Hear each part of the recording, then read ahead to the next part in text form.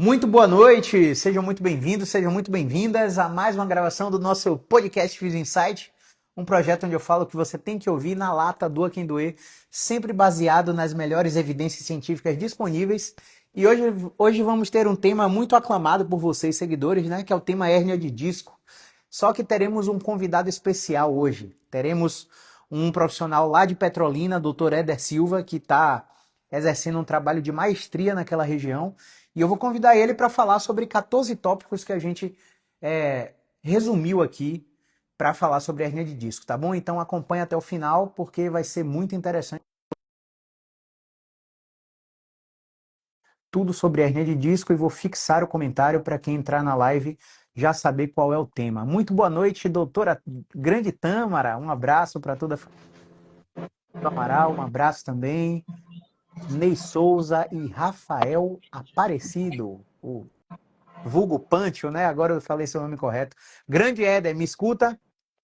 Sim, agora sim. Demorei Maravilha, um pouquinho. seu áudio tá ok também. Agora vamos fazer só um teste aqui, tá? Na Show. sua câmera aparece um botão de microfone aí embaixo. Tá aparecendo sim.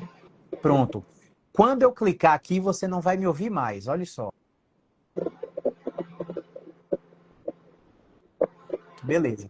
Toda vez que eu estiver falando, você clica no mudo para não ter eco. E toda vez que você estiver falando, eu clico no mudo para não ter eco para você, beleza? Beleza, sem problemas. Então vamos lá, vamos começar. Boas-vindas a todos vocês. Obrigado pela disponibilidade. A gente sabe a correria aí, viu, pessoal? Do Éder aí, dos atendimentos domiciliares em clínica. Ele separou um tempinho aí pra gente conversar sobre hernia de disco.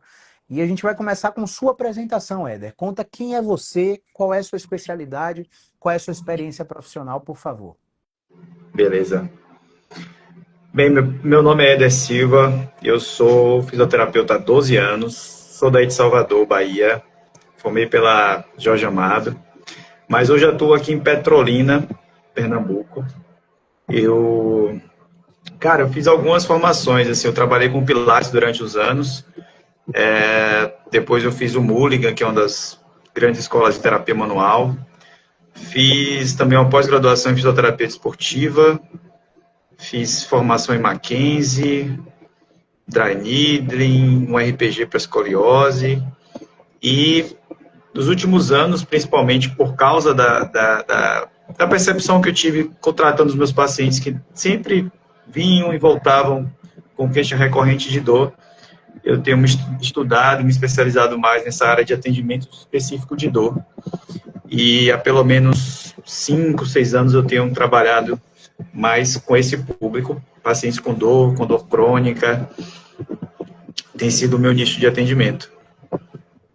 Maravilha, grande Éder. Para quem não me conhece aí, meu nome é Caio Ferreira, eu trabalho com tratamento da dor há 12 anos. Nessa trajetória eu já atendi mais de 7.700 pessoas na modalidade individual e particular. Trabalhei como CLT por apenas 45 dias, não foi uma coisa que me comportou. E eu tenho uma inquietação muito grande, né, que é o tratamento da dor crônica, porque quem me acompanha aí, quem é seguidor raiz, sabe que minha mãe sofre com fibromialgia e minha noiva sofre com enxaqueca. Então, eu tento ser, a gente sabe que o santo de casa não faz milagre, né? Mas eu tento ser o milagre da casa para ambas, né? Para meu pai também que sofre de coluna. E é isso, né? Eu tento ajudar pessoas com dor crônica a terem tratamentos que gerem autonomia e que eles não dependam desses tratamentos nem desses profissionais. Então a gente vai conversar um pouquinho aqui sobre hernia de disco e se você tiver algum comentário, né, você que está assistindo a gente aí, tiver algum comentário, alguma pergunta no decorrer da live, ou até se acabar a live e você tiver com vergonha de perguntar, porque tem os envergonhados também, tanto eu como o Dr. Éder vamos ter caixinhas de perguntas nos stories para que vocês mandem sua pergunta de forma oculta para que vocês não sejam identificados. Lembrando sempre que é muito importante que vocês participem aqui no ao vivo, porque a gente vai conseguir dar a orientação mais individual possível, como se vocês estivessem em consulta aqui, né? A Jussi já deixou um comentário aí. Uma das minhas paixões, tratamento de dor, principalmente a crônica, é um tema super abrangente e que tem demanda para todo mundo. Não sei se vocês sabem aí, mas já abrindo aí o conteúdo da live, 634 bilhões de dólares anuais de custos com dor crônica nos Estados Unidos, e a dor crônica só aumenta, o sofrimento psicológico e de incapacidade associado à dor crônica só aumenta, mesmo com esse custo avassalador que o sistema de saúde paga lá nos Estados Unidos, e no Brasil não é diferente, tá? Entrando direto no tema, doutor Éder, qual é a sua definição de hérnia de disco? Explica para os nossos espectadores aí. Beleza, grande Caio. Bem, vamos lá. A hérnia de disco, ela nada mais é do que a projeção do disco intervertebral, geralmente, né, para a região posterior. Ele também pode ir para a anterior, mas na região posterior, onde ele causa alguns problemas, ele pode causar alguns problemas. E é importante a gente esclarecer uma coisa, já para introduzir esse tema que a gente vai falar mais à frente, que ela não é exatamente o problema. Quando a gente vai envelhecendo, a gente perde a capacidade do corpo de gerar algumas proteínas. O colágeno é uma delas. E, com isso, o núcleo que fica dentro do disco intervertebral, que é uma espécie de amortecedor de impacto da coluna, ele acaba saindo do eixo mais fácil, né? Ele vai sendo empurrado para trás, e também por causa dos movimentos que a gente faz no dia a dia, que são muito repetitivos. Então, ele vai ser empurrado para a região posterior, geralmente, e lá ele pode ou não comprimir algumas estruturas nervosas que podem ou não gerar alguma complicação. Isso vai depender muito de paciente para paciente. Por isso que é importante, a gente sempre reforça isso, da necessidade da pessoa ser submetida a um exame físico, a um exame clínico, né? Que só assim a gente vai saber exatamente se essa hérnia é a causadora do problema ou não. Mas, em termos gerais, seria isso. Maravilha. É só complementando a fala aí do Dr. Éder, pessoal. Eu costumo explicar para os meus pacientes o seguinte: a hérnia de disco é como se você estivesse segurando um sanduíche e dentro desse sanduíche tem uma gelatina. Se você aperta esse sanduíche, o que é que acontece com a gelatina? Ela se esparrama em múltiplas direções. No caso da hérnia, essa pressão acontece cotidianamente, no ato de levantar da cama, no ato de dobrar para escovar o dente. No dia a dia, você está sofrendo pressões multidirecionais nas vértebras e o disco está ali se adaptando, absorvendo a carga o tempo todo.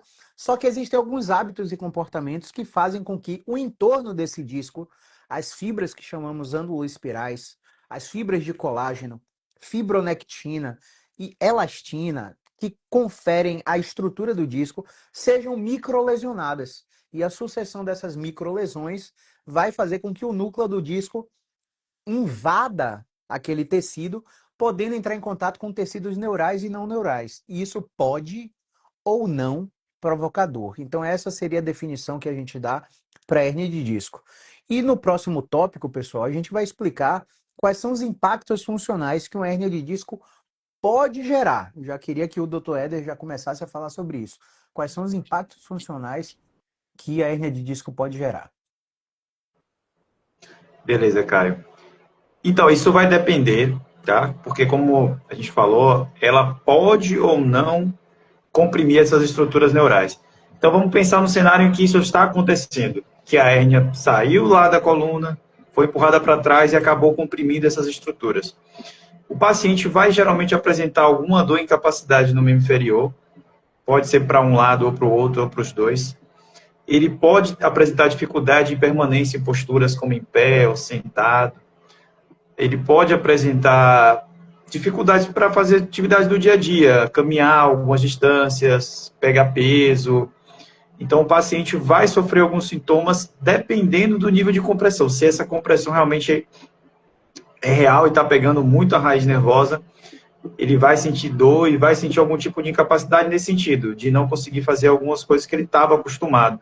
Mas lembrando e repetindo, que eu acho que nunca é demais lembrar e repetir isso, isso nem sempre vai acontecer. Na verdade, isso vai acontecer na minoria dos casos, tá? A gente vai discorrer mais sobre isso mais um pouco à frente, mas só para dar um gostinho para vocês antecipar que isso não é o comum. Maravilha. Sempre vai ter um pouquinho de delay, tá, pessoal? Porque quando eu falar, o Éder tem que clicar no microfone para não dar microfonia e vice-versa. Mas é isso, né? Coisas do ao vivo. Preste atenção. Impacto funcional. O paciente pode ter hérnia e ele pode ter dor lombar central. Ele pode ter dor lombar central e assimétrica, um pouco mais para a direita, um pouco mais para a esquerda.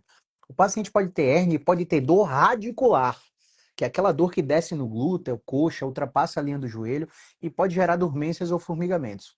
Nada disso ainda é impacto funcional. Porque tem pessoas que sentem tudo isso que eu acabei de explicar e conseguem fazer tudo do dia a dia. Não deixam de fazer absolutamente nada. Coincidentemente ou não, essas são as pessoas que se recuperam com mais rapidez, com mais precisão. E existem pessoas que têm esses problemas de dor, mas também têm incapacidade. Então, o primeiro sinal de incapacidade é associado à hérnia de disco verdadeira. Mais na frente a gente vai falar sobre hérnia verdadeira e falsa. Mas o principal impacto funcional que o paciente começa a ter é a capacidade de dobrar o tronco. Porque à medida que ele dobra o tronco, ele joga pressão no núcleo do disco para trás. Se a estrutura do entorno do núcleo do disco tiver com micro-rupturas, ele vai gerar aquela dor lancinante, aquela dor que irradia para a perna, e ele vai começar a evitar dobrar o tronco. Ao evitar dobrar o tronco, ele vai perdendo a força dos músculos que fazem essa função. Ao perder a força dos músculos que executam essa função, ele vai se descondicionando. E aí, olha o ciclo vicioso que é potencializado por profissionais que falam que não faça isso, não faça aquilo. Aí o paciente começa a não frequentar esse primeiro ato de dobrar e ele começa a perder de forma cíclica essa capacidade. Isso é um impacto funcional muito importante. Um outro impacto funcional é a capacidade de caminhar. Eu sei que você pode estar nos ouvindo aí achando que você está com hernia de disco e caminhando de forma natural. Você não está caminhando de forma natural. Você está caminhando de forma robótica. A dissociação das cinturas, o remeleixo típico do baiano, né? O rebolado típico do baiano, ele já começou a se alterar. É um padrão de comportamento que chamamos de funcional mal adaptativo.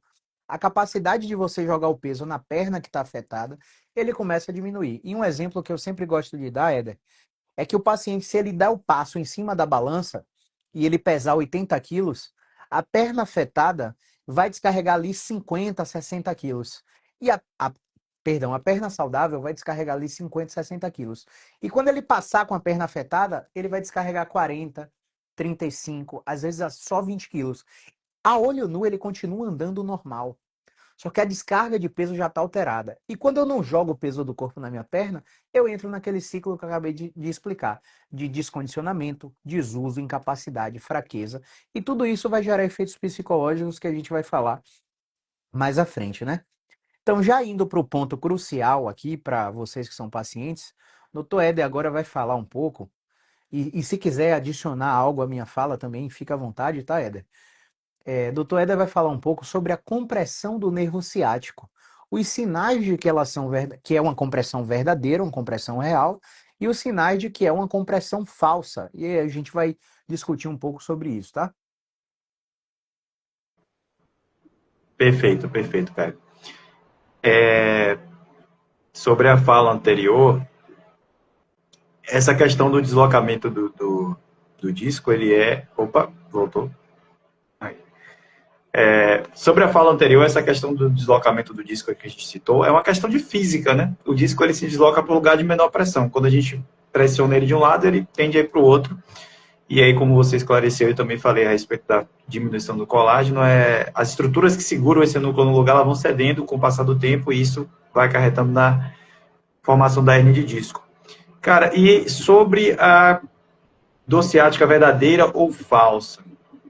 É uma pergunta muito boa, e é legal para a gente esclarecer o seguinte: os sintomas, eles são pouco parecidos, mas tem algumas coisas que vão diferenciar principalmente o que é verdadeiro e o que é falso. Vamos lá.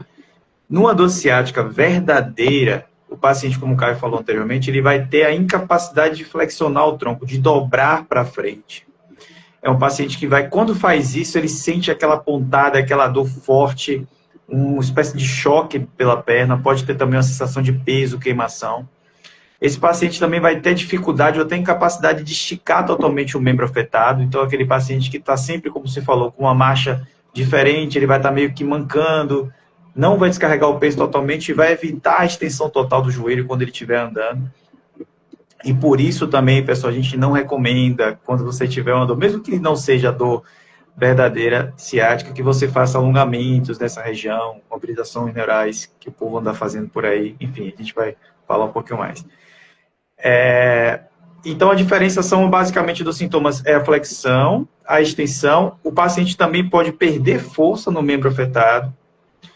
E em casos mais severos, né, em casos mais graves, ele pode perder capacidade de ficar na ponta do pé, permanecer na ponta do pé ou do calcanhar. Esses são sintomas que a gente vai falar um pouco mais à frente também, quando a gente for falar de cirurgia, mas dá para a gente diferenciar. Você que está sentindo dor e tem essa dúvida, você já pode pegar essas informações aí, porque são importantes para a gente saber o que é uma coisa e o que é outra. Beleza? Tirar o microfone que toda hora eu esqueço isso aqui. Tá.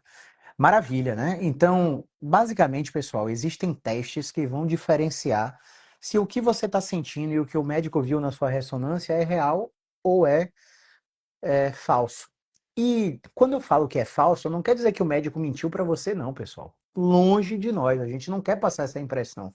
O que a gente quer explicar para você é que muitas vezes a gente encontra na ressonância uma coisa que não se reproduz na prática clínica.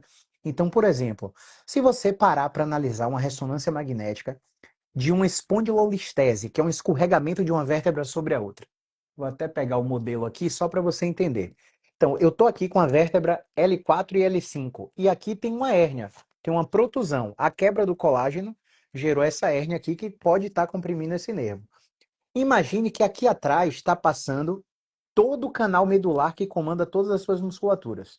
E aí, você teve um escorregamento vertebral. Uma vértebra foi para frente e a outra foi para trás. Isso tirou a continuidade do nervo. Se você olhar a ressonância mostrando esse detalhe, você vai acreditar que aquele paciente é cadeirante. Só que quando você olha para o paciente na sua frente, o paciente está andando, está subindo escada, está descendo, está baixando, e ele tem aquela ressonância terrível, amedrontadora, catastrófica, que se o paciente recebeu informação inadequada sobre aquela ressonância, ele vai piorar sensivelmente do ponto de vista psicológico e de medo. Então, quando a gente fala que a hérnia é falsa, é que a hérnia está ali, porque ela já tinha que estar. Antes de você ter a crise, a hérnia já estava ali. Você coincidentemente descobriu porque teve uma crise e foi para emergência e fez uma ressonância. Aí você descobriu que tinha hérnia, só que ela já estava ali antes de você ter dor. Então, isso é uma hérnia falsa, é uma hérnia que não provoca o sintoma do paciente. Ah, Caio, mas eu também estou com dor na perna, estou com dor irradiada. Não quer dizer que é a hérnia. A hérnia é um tecido de vários outros que estão ali ao redor. Você pode ter uma dor referida, não causada pela hérnia. E é por isso que muitos tratamentos falham. Porque o médico, o fisioterapeuta, ele olha a ressonância e diz aqui, ó, você tem uma hérnia L4, L5. Aí o que é que ele pensa? Vamos desinflamar, vamos proteger, vamos evitar, para não esmagar mais o...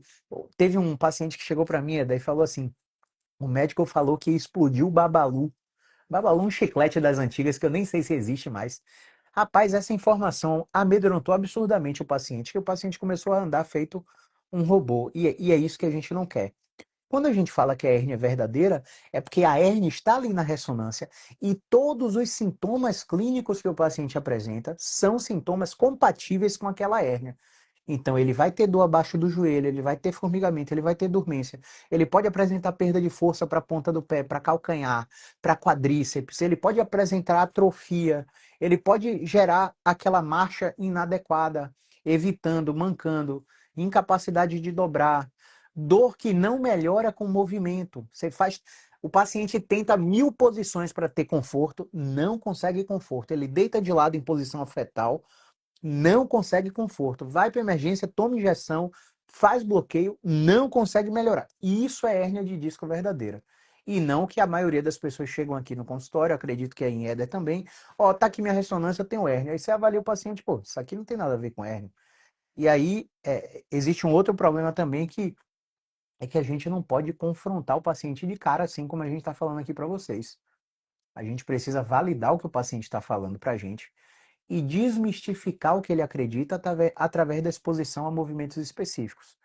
E aí a gente conversa um pouquinho mais sobre isso lá na frente. Bom, esclarecido esse ponto sobre compressão do ciático verdadeiro ou falso, quais são as opções, Éder, de tratamento que o paciente com hérnia de disco tem? E aí, dentro dessas opções, eu já quero que você fale um pouco do tratamento antigo e do tratamento moderno. Antes de você falar, Éder, eu já quero que você lê o comentário aí que um seguidor deixou para a gente comentar um pouquinho sobre o que o seguidor falou aí, tá bom? Beleza, grande cara, beleza. É o Rafael Pantio que comentou aqui: o medo já me paralisou muito e você me ajudou e ajuda muito com seus vídeos.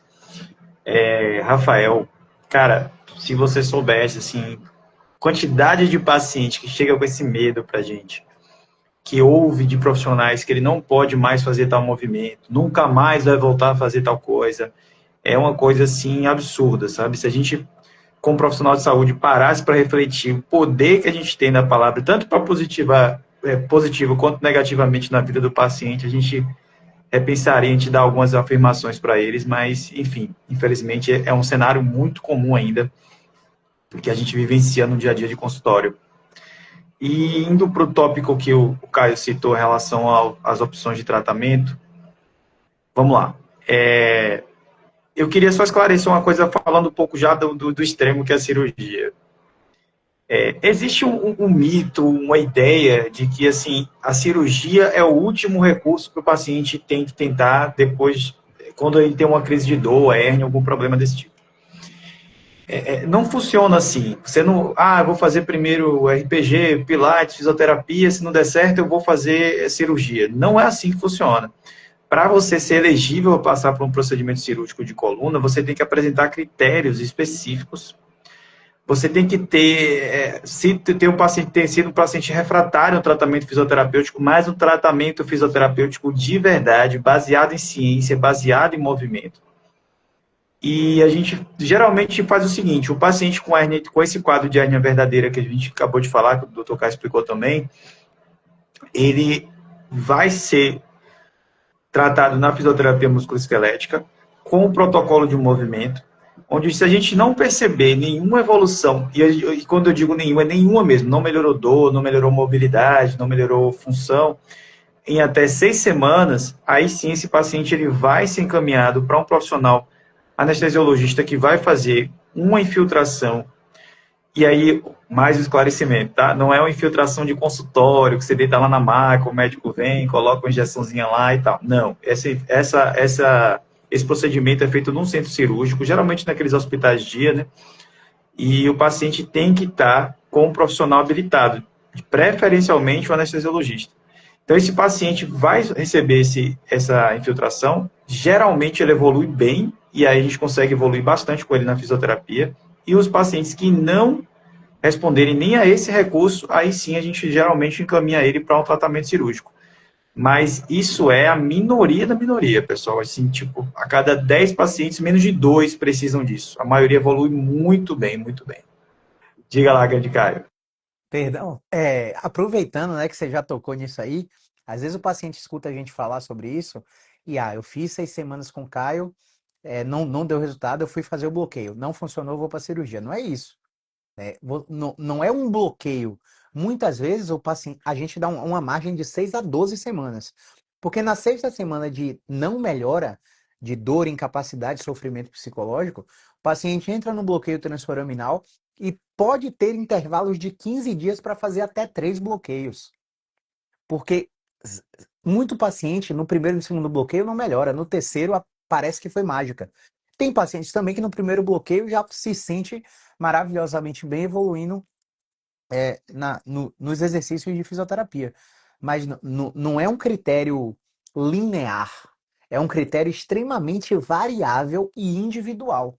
Muitas vezes o paciente não está melhorando aos nossos olhos, mas aí quando o familiar vem, o familiar relata: não, ele não fazia isso, não fazia aquilo, não fazia. Ó, ele está fazendo tudo isso aqui. Ó o dado oculto. É por isso que a gente faz métrica de monitoramento de progresso. A gente aplica questionário de incapacidade, questionário de ansiedade, questionário de estresse, de catastrofização, de medo, de hipervigilância, enfim, para a gente ter métricas, dados e não ficar só na percepção do paciente e no olho clínico do terapeuta, tá? Perdão a interrupção aí, Éder. Pode continuar. Não, que é isso. Boa, foi uma boa pontuação que você fez, sim. Então, só para fechar essa parte e falar um pouco do tratamento, fisioterapia especializada, fisioterapia musculoesquelética é um tratamento mais indicado para esse paciente. E aí, não evoluindo depois 6 a 12 semanas, como o Caio falou, a gente vai encaminhar ele para procedimento de infiltração, feito algumas vezes e não dando resultado, aí sim a gente deve ver com ele a opção de cirurgia, tá? Mas não assim, tenho hérnia, tô com dor, não sei o que, preciso operar. Não, isso não é assim que funciona. E aí, falando sobre a fisioterapia, por que, que a gente frisa tanto a importância da fisioterapia musculoesquelética? Por que, que a gente não está falando de fisioterapia de forma geral, assim? Bem, a fisioterapia, pessoal, cara, eu tava falando isso com o colega aqui outro dia, cara, é um negócio engraçado até. Tragicômico, sabe? Eu tenho 12 anos de formação. Na, na minha graduação, na clínica escola lá da faculdade, o paciente chegava, a gente fazia um alongamento, um exercício, botava o tênis, pegava o infravermelho e tal.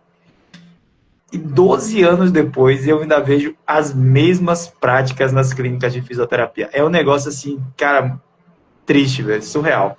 Eu tô atendendo um paciente que é um cara conhecido na região, ele é blogueiro, repórter e tal, e ele me procurou com uma dor na coluna. Ele já está fazendo acompanhamento na clínica do plano de saúde dele aqui há um ano e pouco, e, assim, sabe, falou para mim que já tem quase esse tempo que ele chega lá e recebe TENS, infravermelho, um alongamento, um exercício e vai para casa. E a gente fez até agora, acho que 3, 4 sessões, ele já melhorou absurdamente. Assim, enquanto você estiver achando que o tratamento do plano de saúde, que infelizmente é antiquado, é velho, é ultrapassado, não é baseado em ciência, é sobrecarregado para o profissional atende 4, 5, já vi colegas aqui atendendo 6 pessoas ao mesmo tempo. É curto, é rápido, são até 30 minutos de sessão de fisioterapia. Cara, na avaliação chego a passar 1 hora e meia, quase 2 horas com o paciente para pegar todas as informações, fazer toda a coleta de informações no paciente.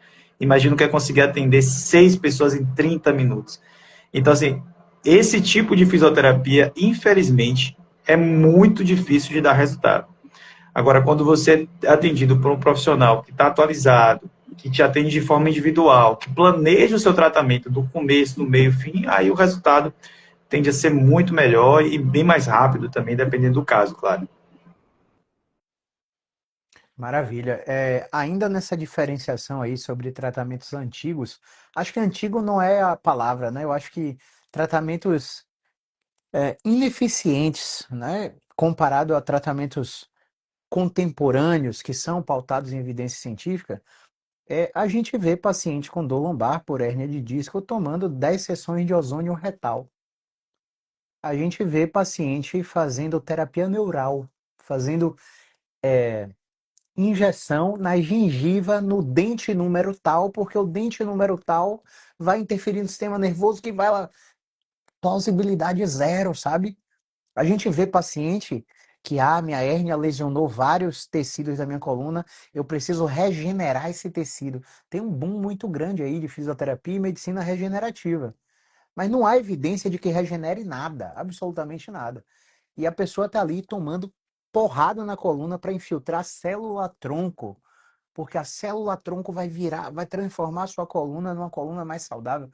Não tem evidência nenhuma. Então, pacientes gastam mais de 10, 15 mil reais para fazer procedimentos como esse.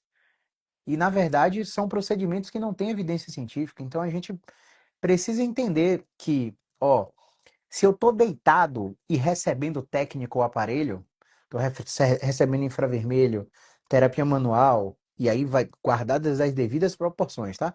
Estou deitado recebendo infravermelho, terapia manual, TENS, ondas curtas, vou fazer forno de Beer, infravermelho, o que mais? Ultrassom, laser. Todas essas terapias são passivas. O paciente que recebe terapia passiva, ele tem melhora de curto prazo. Então, se eu deitar e receber meu paciente e fizer um protocolo de quiropraxia, um protocolo de osteopatia, um protocolo de laser e lib, e ele está deitado na maca recebendo tudo, é maravilhoso para ele. Sabe por quê? A sociedade vive numa correria tão grande que qualquer momento que ele pare para receber um carinho de qualquer pessoa, deitado numa maca, num ambiente terapêutico, com luz baixa, com a música que ele goste, vai ser maravilhoso para ele. Estou falando de experiência de cliente. Agora, vai ser efetivo? Isso vai melhorar a dor e dar autonomia para ele controlar o problema sem precisar ficar gastando rios e rios de dinheiro? Não vai.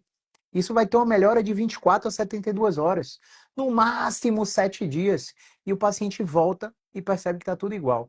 E aí, se você for fisioterapeuta e estiver me ouvindo e estiver vendendo essa técnica, provavelmente você está me achando um hater, né? Provavelmente você vai virar meu hater, mas eu faço isso também. Só que eu faço isso em casos específicos onde há incapacidade para o exame físico. Casos específicos onde a gente não consegue tocar nem mover o paciente. Casos que talvez você chame de crise de coluna, mas que nunca foi uma crise de coluna para você. Porque você ainda pode não identificar o que é de fato uma crise.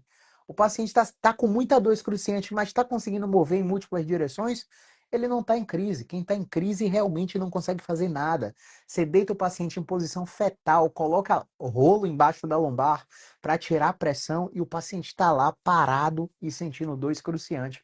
São nesses pacientes que as terapias passivas ajudam, tá? Mas não na maioria esmagadora delas. Então, existe uma diferença muito grande entre o que é baseado em evidência e o que não é, entre o que é antigo e o que é moderno. Então, se o Éder quiser complementar alguma coisa, fica à vontade, mas a gente já pode ir para o tópico 8, né? Será que toda hérnia de disco é cirúrgica? Explica um pouquinho aí, Éder. Beleza. Não, cara, sobre o tema anterior, eu convido os colegas assim a até falarem com a gente mesmo, se forem haters e tudo, para se a gente puder ajudar de alguma forma, porque o Caio é um diferencial, ele já começou tratando todo mundo do jeito certo, mas acho que a maioria dos colegas já usou ventosa em paciente, já fez muita técnica assim passiva, de alongamento, aquela coisa toda, e a gente precisa entender que quando o paciente não melhora, a gente tem que buscar alternativa e se atualizar, né? Então, é um convite que eu deixo para os colegas. Mas já falando do próximo tópico sobre cirurgia, cara, na verdade não. Nem toda hérnia de disco é cirúrgica. Na verdade, a maioria não é, porque, como a gente já falou aqui anteriormente, a hérnia nada mais é que um processo de envelhecimento, artrose da coluna, né? E ela só vai ser cirúrgica quando o paciente apresentar alguns casos específicos, alguns sintomas específicos. Então, a gente reforça também a necessidade do exame físico, né, no consultório, ou online, como a gente faz também, para a gente ter esse diferencial. Porque se você chega só com a ressonância magnética, só duas coisas básicas assim, em relação à ressonância. É um exame muito bom, ótimo para ver muitas estruturas, mas primeiro, ela tira uma foto de você deitado, você está sem carga da gravidade para a gente saber a real intensidade de carga que aquele tecido está recebendo. E segundo, você está parado, você não está se movimentando. Então, a gente não tem como saber se a estrutura está se comportando, como que a estrutura está se comportando durante o movimento. Então, durante o teste físico, a gente avalia se você tem alguns sintomas específicos, e eu vou citar aqui alguns deles, como, por exemplo, se você, junto com a dor, está tendo perda de controle de fezes e urina, isso é um sinal clássico. Se você também, junto com a dor, está tendo incapacidade de ficar na ponta dos pés ou apoiado só no calcanhar. E se você, junto com a dor, também está tendo algum tipo de disfunção sexual, como dor durante o ato sexual. Então, quando a gente junta esses sinais e sintomas, essas características do paciente com a hérnia verdadeira, a gente sabe que a gente chama de red flags, né, no nosso dia a dia clínico. Essas red flags são indicativas da gente já falar para o paciente, olha, não vai dar, a gente vai ter que encaminhar você para cirurgia. Eu tive um caso recente aqui de uma paciente, no final do ano passado, que ela já chegou para mim assim, ela, infelizmente, durante o exame físico, ela não tinha todos os sintomas, mas principalmente ela não tinha mais capacidade de permanecer na ponta dos pés, e síndrome da cauda equina, que a gente chama.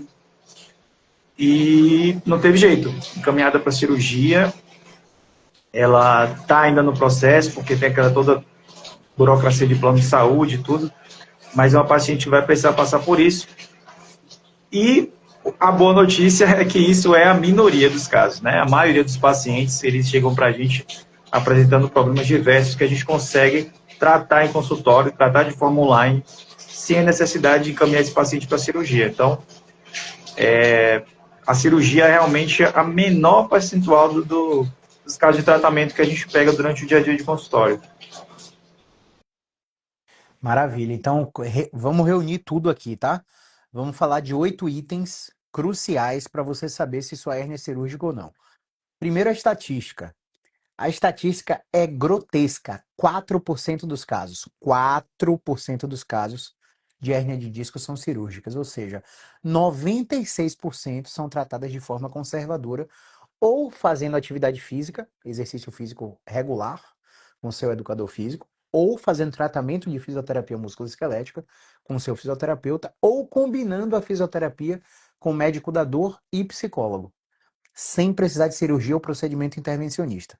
Tá? 96% são resolvidos dessa forma. 8 itens. E eu vou explicar cada um deles e o Éder, se quiser, complementa também, tá? Déficit neurológico progressivo. O que é isso, pessoal?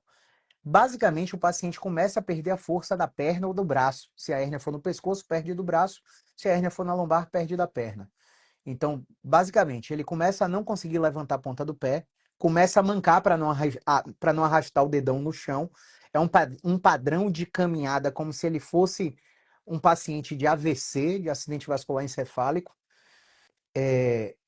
Esse déficit neurológico progressivo, já diz o nome, né? Progressivo. Com o passar dos dias, ele está cada vez pior, ao ponto de ele ter falseio no joelho com risco de queda o tempo todo. O joelho dobrando sozinho, o paciente querendo cair, porque não sustenta mais a perna, tá? Uma coisa é você ter o déficit neurológico progressivo, outra coisa é você ter medo de usar a perna.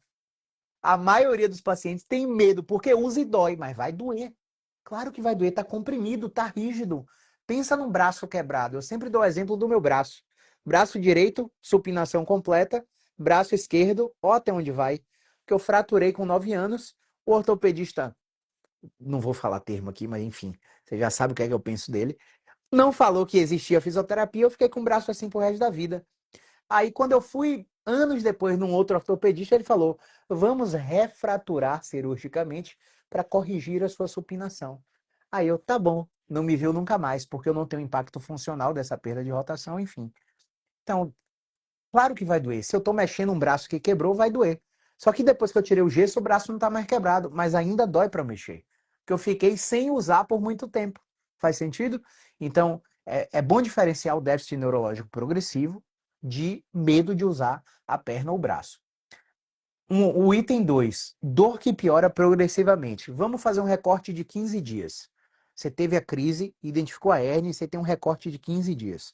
Nesse recorte de 15 dias, a piora da dor progressiva vai do dia 1 até o dia 15, sempre piorando. E o que é que acontece na maioria esmagadora dos casos? O paciente tem a crise absurda nos primeiros dias, 72 horas começa a reduzir, 10 dias começa a reduzir, 6 semanas reduziu absurdamente no dia da crise. Ou ela fica variando. Essa variabilidade não indica critério cirúrgico, indica critério mecânico. Tá faltando movimento na sua coluna, tá? Item 3, perda de força. Ou seja, ponta do pé ele não consegue, ele cai. Calcanhar ele não consegue. E esticar o joelho ele não tem força. Você mede. Bota o paciente sentado para esticar o joelho e oferece resistência à extensão do joelho. Um lado te joga na China, o outro lado você consegue conter. Como é que um ser humano normal vai conter uma perna de uma pessoa, de um adulto normal? Não contém. O cara estica contra você. Então, se não há perda de força, você reduz a indicação de cirurgia.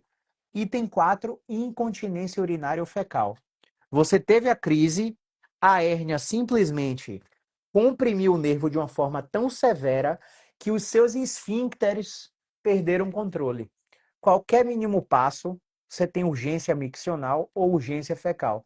Qualquer mínimo esforço na coluna, você suja suas peças íntimas de fezes ou de urina. Provavelmente isso não está acontecendo com você, né? Item 5, perda de peso sem motivo. O paciente simplesmente começa a perder peso sem descobrir um diabetes, sem descobrir uma doença metabólica, sem fazer uma dieta, sem iniciar um novo ciclo de atividade física, de mudança de estilo de vida. e o cara está perdendo peso de forma inexplicada.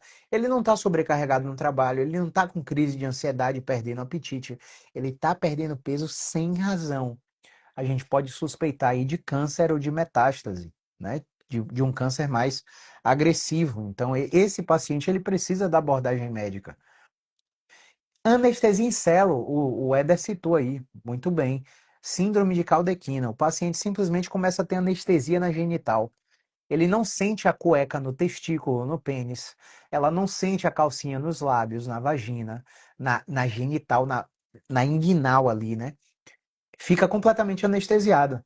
E isso é uma urgência médica, porque tem risco de comprimir a caldequina e você provavelmente ficar sem a função motora para o resto da vida, tá? E febre junto com a dor seria o item 7. Febre junto com a dor é sinal de infecção. Algumas infecções levam a critérios cirúrgicos e, quando não levam, precisam ser tratados de forma médica e não fisioterapêutica. E o último item, e eu considero o principal, é a falha do tratamento conservador. Tratamento conservador não é essa fisioterapia de alongamento, fortalecimento, propriocepção, balanço de equilíbrio e aparelho de liga e desliga. Tratamento conservador é uma fisioterapia ativa, onde o cara te avalia e prescreve movimento e não precisa tocar em você necessariamente. Tratamento conservador é a fisioterapia junto com medicação do anestesista, não do ortopedista. Alguns ortopedistas são anestesistas também, mas a maioria são só ortopedistas, tá? E se você reúne alguns desses 8 critérios, você provavelmente não vai ter melhora com a fisioterapia. Mas se você, como a maioria das pessoas, disse não para todos esses critérios, você tem que correr para mim ou para Éder, de preferência. Beleza?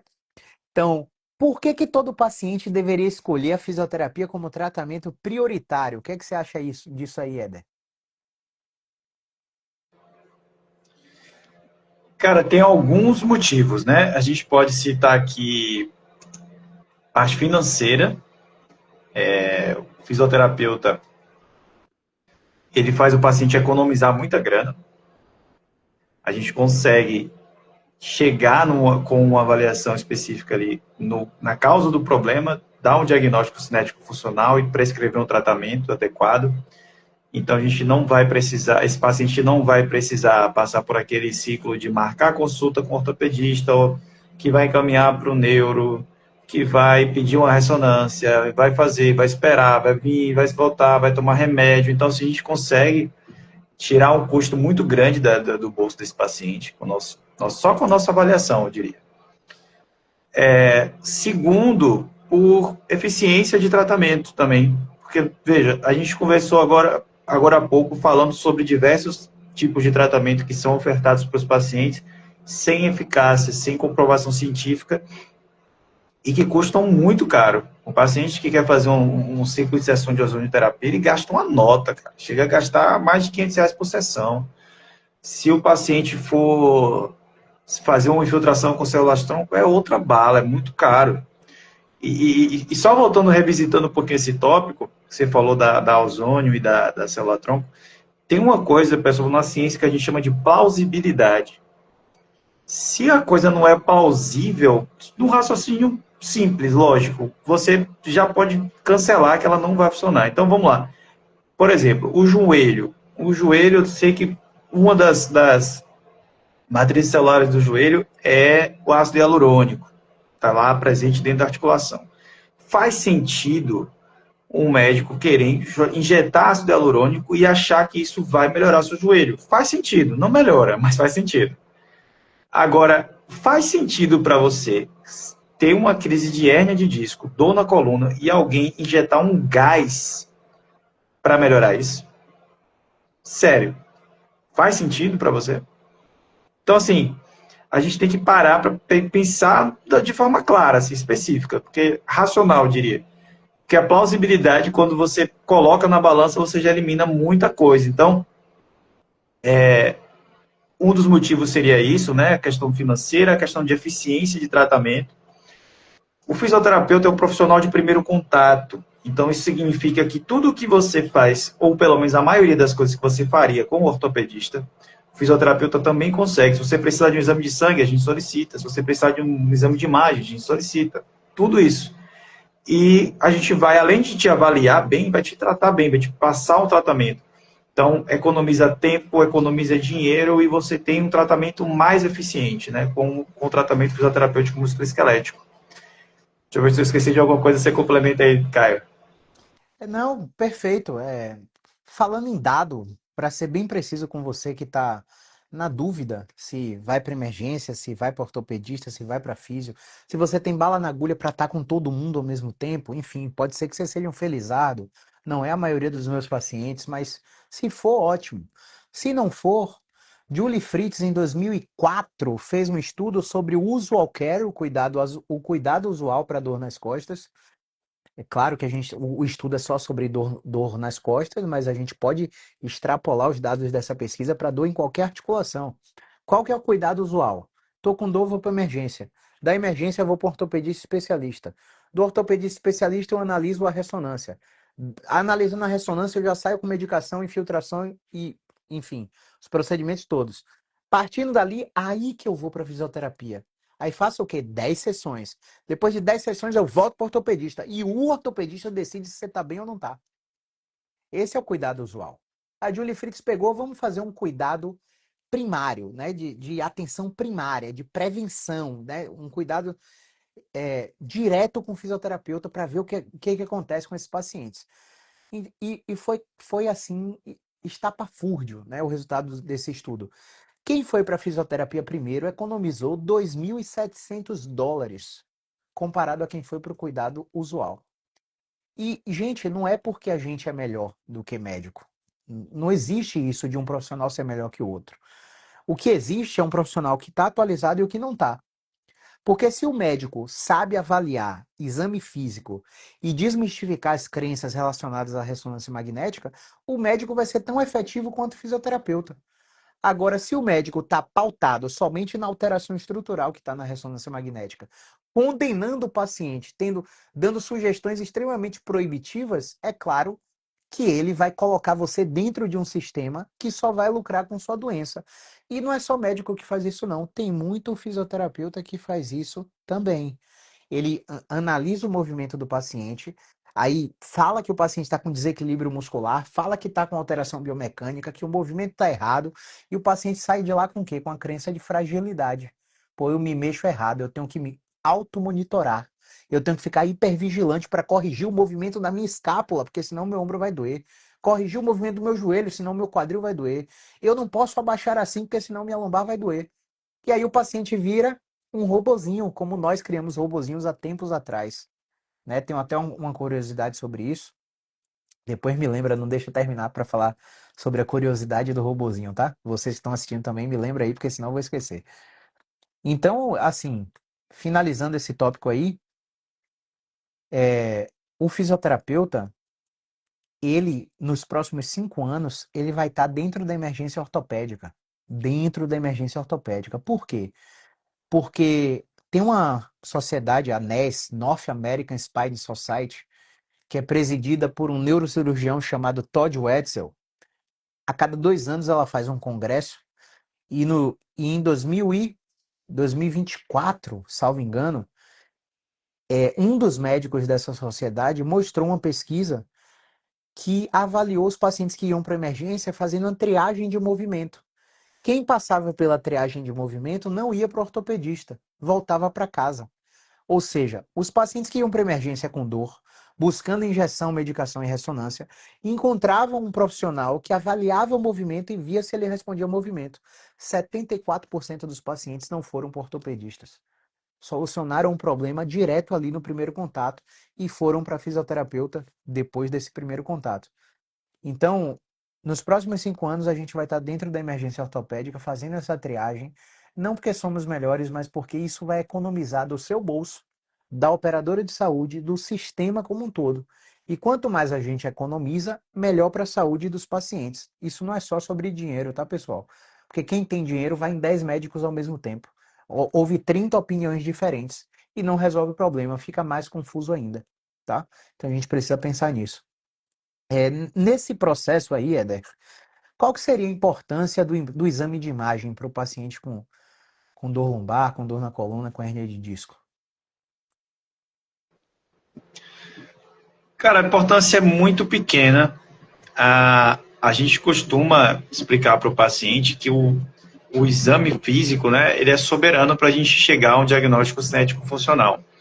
A gente não precisa se basear no exame de imagem para conseguir dar um diagnóstico para ele. Porque isso é uma coisa interessante. Assim, eu falo muito isso para o paciente. Eu não trato imagem, e nem coluna, nem joelho, nem braço, eu trato pessoas. Então, para mim, é importante saber de todo o contexto que afeta você como pessoa. Então, a ressonância é só um pedacinho disso, o raio-x, enfim. O exame de imagem ele é um percentual muito pequeno e isso é outra coisa. A gente ainda vê muito paciente, né, chegar com calhamaço de exame no nosso consultório e ele exige praticamente que você veja o exame dele. Você não vai olhar o exame, não? Ou outros que vêm só com laudo e já... Olha aqui e tal, que eu tenho isso aqui. Enfim, o exame de imagem ele é desnecessário na maioria dos casos. A gente pede esse exame de imagem se o paciente apresentar algum sinal muito específico durante o exame físico, como os que a gente já citou aqui sobre a questão da anestesia em cela, incapacidade de ficar na ponta do pé, enfim. Se o paciente apresenta algum desses sinais, não tem o exame de imagem, a gente pode pedir para confirmar o que a gente está suspeitando na nossa avaliação, mas eu reforço que a avaliação clínica dentro do consultório ou online, ela é soberana, é o que determina o tratamento que o paciente vai receber. E tem mais um detalhezinho que eu acho interessante, que é o seguinte, muita gente pensa assim, mas eu pago o meu plano de saúde, pago caro, eu tenho que fazer o exame, eu tenho que ir lá usar quando eu preciso. Então, você que está pensando assim, você sabe por que todo ano seu plano aumenta a mensalidade? Já parou para pensar? Pois é, uma porrada de exame de imagem que é pedido sem necessidade. A maioria deles não tem necessidade nenhuma de ser solicitado e ainda é feito como praxe, como o Caio falou. Você vai no ortopedista, vai lá, pede a ressonância e tal. Muitos pacientes ficam até chateados quando o médico não faz isso. Se o médico não pede exame, ele já fica meio... Esse médico não presta, sabe? Mas, enfim, o exame de imagem, ele é o percentual mínimo do nosso diagnóstico. A gente fecha o diagnóstico através de avaliação clínica, avaliação física. Pensa só nesse caso que eu recebi aqui alguns anos atrás. Eu, eu atendi uma paciente, foi lá em Lauro de Freitas, estava atendendo em três locais diferentes, e ela chegou para mim com 16 sacolas de ressonância magnética. Eu conto esse caso para todo mundo, não canso de contar. E basicamente, na cervical ela tinha hérnia de disco, no ombro ela tinha bursite, no cotovelo ela tinha epicondilite e no punho ela tinha síndrome do túnel do carpo. Na lombar ela tinha hérnia de disco, no quadril ela tinha artrose e tendinopatia glútea, no joelho ela tinha condromalácia e no tornozelo e no pé ela tinha esporão. E, você falou 16 ressonâncias. É, porque tinham ressonâncias que ela repetia para ver como estava a evolução do problema. Ela nunca teve contato com um fisioterapeuta musculoesquelético, com a nossa especialidade. Ela só tinha contato com esses fisioterapeutas de início de carreira. Não quer dizer que são ruins, pelo amor de Deus, mas são fisioterapeutas que ainda estão refém do sistema, que ainda precisam atender nos moldes dos locais que eles atendem. E eles se sentem limitados a oferecer o que o paciente precisa. Então, qual que foi a minha realidade? Eu atendi 45 dias CLT numa clínica, e eu precisei usar terapia manual em um paciente que precisou. O coordenador me chamou para me repreender que eu não tinha que usar aquilo. Porque se eu usasse aquilo, o paciente ia sair dali mais rápido e o colega da tarde não sabia fazer aquilo e os pacientes que estão vendo eu fazer iam pedir. Olha que conflito de interesse bizarro, né? Uma outra clínica que eu saí, simplesmente eu recebi o paciente no primeiro contato, e dentro desse primeiro contato eu avaliava o que ele só precisava de exercício terapêutico, mas o coordenador queria que eu vendesse 10 de quiropraxia, 2 meses de pilates e 5 sessões de RPG. Porque segundo ele, o paciente precisava desbloquear, até faz sentido, né? Precisava desbloquear a articulação, precisava manter os ganhos e precisava reorganizar a postura. E aí o ticket da minha venda, da minha consulta, tinha que ser de no mínimo R$ 3.000. Quando eu conseguia fazer só 450, que era só a minha consulta, eu não estava bom para ele. Então, eu tinha que oferecer além do que o paciente precisava. Então, você que é paciente está me ouvindo, eu sei que é assustador. É assustador. Eu ouvi de um paciente há alguns meses atrás que ele, pô, Caio, depois de te acompanhar e acompanhar alguns outros profissionais, eu tô com medo de procurar profissionais de saúde. Porque eu vou em um e cada um fala uma coisa e eu, toda vez que eu encontro um problema diferente, e a realidade nua e crua é essa, tá? Mas voltando ao tópico, né, sobre a importância do exame de imagem, duas importâncias. A primeira, descartar uma condição grave. Como que eu descarto? Depois de perguntar tudo aquilo que a gente falou no início, de excluir todas aquelas perguntas e todos aqueles testes. Descartei alguma coisa grave. O paciente encara de duas maneiras.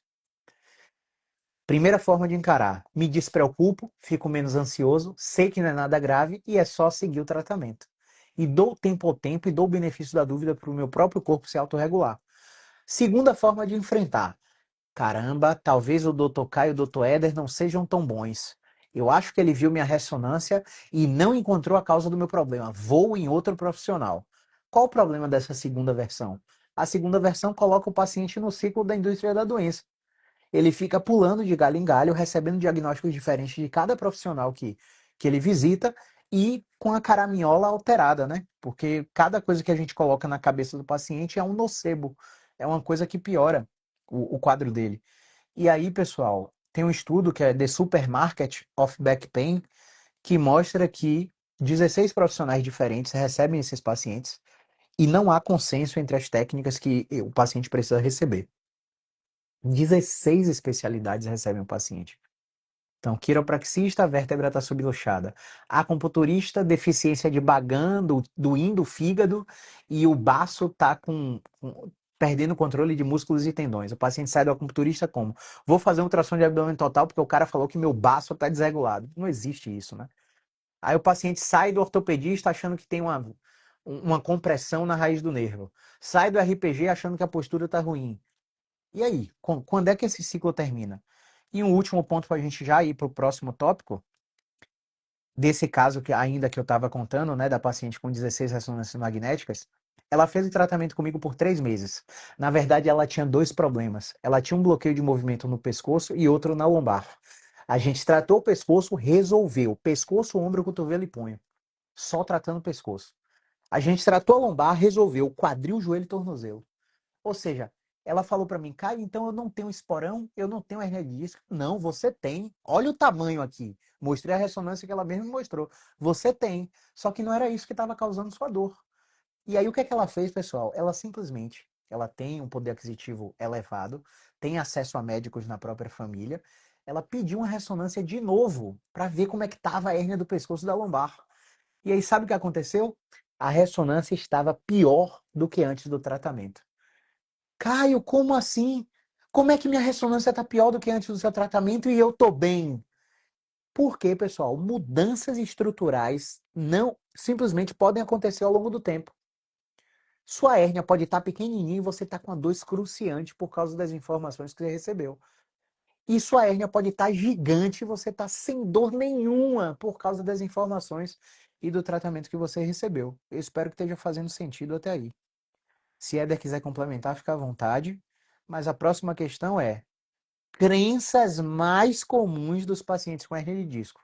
Enquanto o Éder fala, eu vou ajeitar minha luz que caiu durante a live aí, tá? Pode falar, Éder. Beleza, grande Caio. Vamos lá. Não, sobre esse último tema de imagem, acho que a gente já arrematou bem. E as crenças mais comuns sobre hérnia de disco que os pacientes trazem, primeiro é a clássica de que a dor está ali por causa da hérnia, né? E a gente sabe que a maioria das dores de hérnia, de coluna, são inespecíficas. Então, eu estava acompanhando até o colega nosso, o Léo Costa, ele falando sobre um estudo que fez o seguinte, chegou no paciente, o paciente tem dor lombar, vamos ver o seguinte, é uma artrose facetária, e o cara foi operado e raspou faceta, continuou com dor. O problema é a hérnia, aí operou, tirou a hérnia, o cara continuou com dor.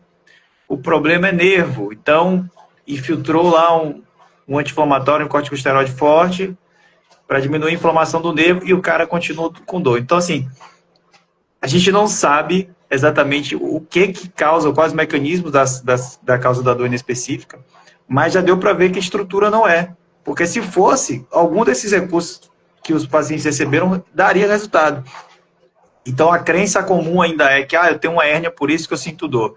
Associar o exame de imagem ao sintoma do paciente, sem na maioria das vezes avaliar o paciente, né, que é o pior. A outra coisa é o efeito nocebo, que a gente falou também agora há pouco, né? O que os outros colegas falam para esse paciente. Então, eu já tive paciente aqui que chegou para mim falando que realmente era o problema da hérnia. Ah, não, o problema é que eu tenho hérnia, então vou ter dor para sempre. Não, isso não existe. Teve uma outra paciente, cara, que foi interessante o caso dela, porque um ortopedista avaliou ela e falou para ela que o problema dela era uma hérnia de disco. Disse, não, seu problema é uma hérnia, eu vou encaminhar você para o neuro te avaliar e ver se vai precisar operar. O neuro avaliou ela e ela tinha, cara, ela não tinha nenhuma protusão, era uma coisa mínima, assim. Aí falou, não, seu problema não é hérnia. O problema é que você tem uma coluna de uma senhora de 70 anos. Então, você precisa fortalecer a musculatura da coluna, do abdômen, para essa dor melhorar. E aí, encaminhou ela para um personal trainer. O personal, por sua vez, disse para ela que o problema era alongamento, que ela era uma pessoa muito encurtada, que ela tinha uma boa força muscular, que ela estava bem, mas que ela era encurtada. E aí indicou que ela fizesse aulas de pilates. E aí, durante uma das aulas de pilates, ela travou a coluna e ficou muito mal. Enfim. Então, assim, essas crenças que o paciente adquire com informações nocebo, como essas que eu falei, como essas que o Caio citou anteriormente, da paciente dele, são, assim, nossa, um empecilho muito grande para o tratamento. Então, as crenças mais comuns que os pacientes chegam a essa, de que a coluna é frágil, de que, você nunca mais vai poder pegar peso. Isso a gente está falando de coluna, especificando para hernia de disco, mas isso se aplica a outras articulações também. A gente ouve muito paciente com problema de joelho e quadril. Você não pode mais agachar, você não pode mais fazer movimento até 90 graus de quadril, enfim. O efeito nocebo ele é muito prejudicial para esses pacientes ainda hoje. Acho que esses seriam, talvez, os grandes problemas assim que a gente tem no dia a dia com os pacientes, seriam essas más condutas, né? Esse efeito nocebo que os pacientes recebem de outros colegas. Complementa Isso aí, aí. Caio. Maravilha.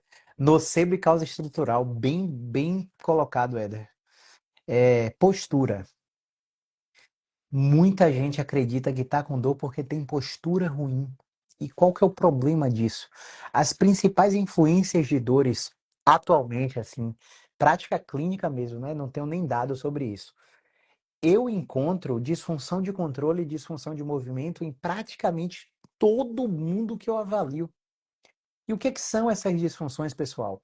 São a inabilidade de determinados pacientes não frequentarem ângulos de movimento de certas articulações. Por exemplo, você não usa o agachamento cócoras para nada, mas se você precisar sentar no chão para brincar com seu filho de 4 anos, você vai precisar usar ele. E como você não usa para nada, quando você vai frequentar aquela amplitude, você sente dor. Você não olha para o teto basicamente para nada. Para nada. A não ser que Deus livre e guarde, entrou uma barata voadora no seu quarto e você tem que fazer assim. Isso aí. Então, por não frequentar a amplitude de vários segmentos, ombro, joelho, você acaba compensando. Eu não sei mais como é olhar para cima com a cervical. Eu olho para cima com a torácica compensando e por aí vai. Então, essa inabilidade vai fazer o seguinte: você vai tentar consertar a postura com RPG ou com iso-stretching. Eles vão te colocar em posições mantidas por 6, 12 minutos. Você vai ficar elegante e esteticamente bem aceito na sociedade, mas você vai continuar não frequentando ângulos de movimento que são produtores de dor. Então, eu trato a terapia postural, melhoro a minha estética, mas não melhoro a minha clínica, que é dor e incapacidade. Ó, que louco! E, gente, isso não é uma carta de demissão do RPG. Não é que RPG não funcione. Eu estou falando de uma população específica, que são pacientes que têm dores há mais de 3 meses, e destes, os que apresentam disfunção de controle ou disfunção de movimento. Então, postura não existe correta. Postura boa é a próxima. Eu estou aqui relaxado, com o tronco despencado. Mas quantas vezes aí durante a live você já me viu fazer isso? Eu faço isso direto, porque eu sei que a posição mantida é ruim. Fraqueza muscular. Gente, analisa Ramon Dino e Tiban, um dos maiores fisiculturistas do mundo e do Brasil. Você acha que esses caras são fracos? Por que que esses caras têm dor no ombro, dor no pescoço, dor na lombar? Os caras são fisiculturistas, os caras têm 3 vezes o meu tamanho. Se é que eu tenho algum tamanho, né? Mas enfim, fraqueza muscular não é causa de dor, pessoal. Core, meu Deus do céu. Eu já atendi uma dona de um estúdio de pilates aqui que trabalhava com LPF. Low Pressure Fitness, um negócio para diástase abdominal que deixa a mulher com barriga negativa. As mulheres adoram. Só que no caso dela, ela já tinha tanta atividade muscular no abdômen que o tratamento dela foi relaxar o abdômen. Eu tive um desafio tremendo. Foram 6 meses tentando ensinar essa paciente a relaxar o abdômen. O abdômen, o core já está super travado por causa do medo e da evitação que o paciente tem. O comportamento antecipatório, eu acho que vai doer, portanto, eu me protejo e vou mover. Essa proteção gera dor, tá? Estabilidade, meu Deus do céu. Quantas vezes eu já disse no passado para o paciente, não, sua lombar está instável. Nossa, que crime que eu cometia. Eu cometi um crime, porque há muito tempo atrás estabilização segmentar era o hype do tratamento de dor lombar, de dor de coluna. E eu tentava fortalecer o core de qualquer maneira para fazer com que os pacientes ficassem estáveis. E o paciente ia e voltava até que não voltava mais. Então, existe um mito muito grande de instabilidade que só acontece se você tiver fratura, trauma com fratura. Inflamação e encurtamento. Encurtamento o Éder já bateu muito bem aí. Inflamação. A inflamação é o principal mecanismo imunológico de regressão da hérnia de disco.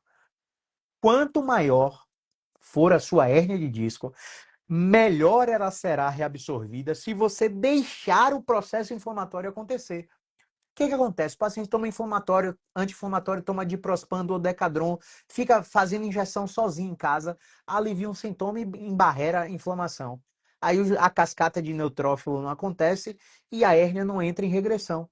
Então você fica paliativamente controlando a dor e piorando o problema. Algo a comentar aí, Éder? Não, não. É só isso que você falou do core e da estabilização segmentar, que é realmente ainda algo muito difundido, né? Os pacientes ainda escutam muito isso. É bem comum. E falar aqui um pouquinho do comentário da Jussi, que é bem interessante, né? Ela está falando que tem uma paciente que tem dor desde a infância e após adulta foi só piorando porque todos os profissionais falavam para ela que não poderia dobrar a coluna. Ela é paciente hoje com plástica. Então, mais um exemplo aí do que a gente já falou, né? O efeito nocebo causado por profissionais de saúde e que podem até fazer com uma boa intenção. Eu não acredito que ninguém faça isso para prejudicar ninguém, mas que acabam prejudicando muito o paciente. É um outro termo que a gente usa na, na nossa área de saúde e reabilitação, que é o backfire effect, né? O tiro que sai pela culatra.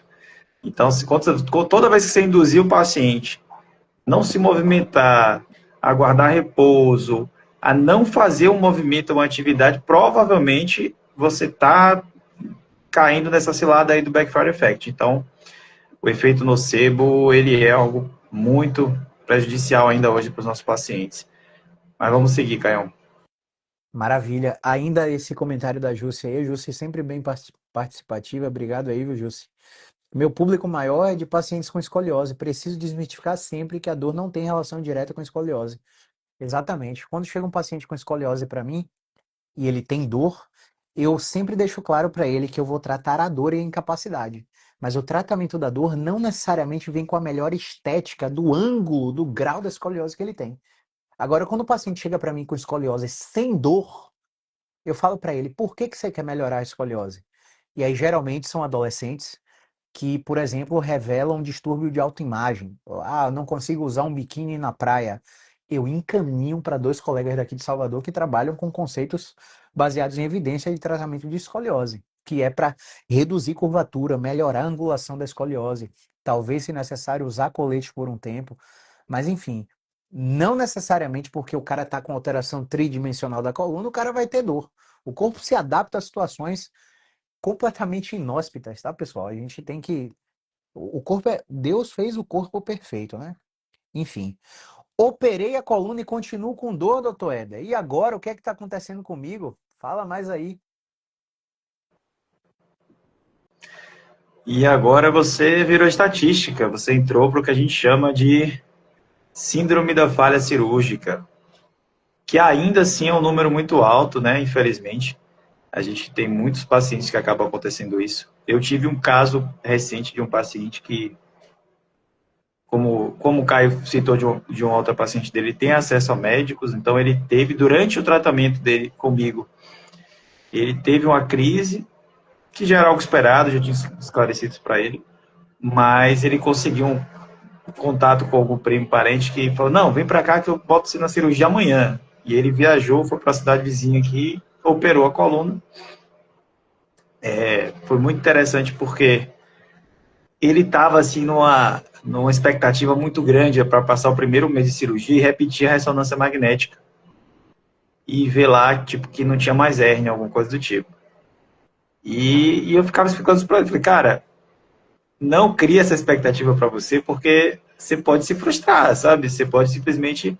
E outra coisa, a hérnia, no caso dele principalmente, não era exatamente a causa e tudo, enfim. Ele fez a ressonância depois de um mês e a hérnia estava lá. E aí ele continuou o tratamento, melhorou.